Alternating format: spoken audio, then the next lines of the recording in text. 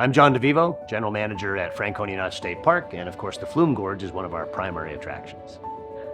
So a lot of people don't know that the Flume Gorge was actually discovered by a 93-year-old woman, Jess Guernsey.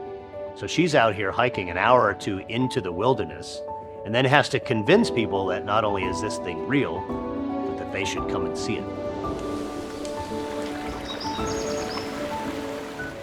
So the Flume Gorge is it's a 2-mile self-guided nature hike that takes you across a couple of world-famous historic covered bridges, and also right through the Flume Gorge itself, which has 90-foot granite walls and wooden walkways that wind their way through there. It's really kind of like a New Hampshire rainforest, if you will.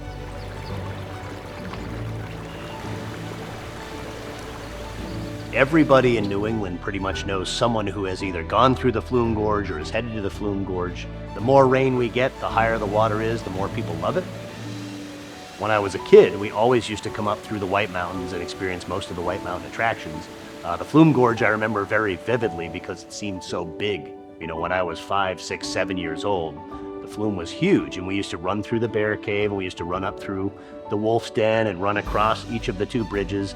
And to see that while everything around us has changed, the Flume Gorge is still very much the same. What makes it so cool is that you're in the wilderness. Again, you're on a perfectly safe gravel path, but you're literally out in the middle of this rainforest type of scenario, and you're just out there. And you're standing next to the same giant boulder that your grandfather stood next to, your great-grandmother may have stood next to. I mean, people have been doing this for decades and decades, and really that's what keeps bringing them back, is everyone says, you have to go and try this thing. Here at Franconia Notch State Park, we really do consider this to be the flagship state park in New Hampshire.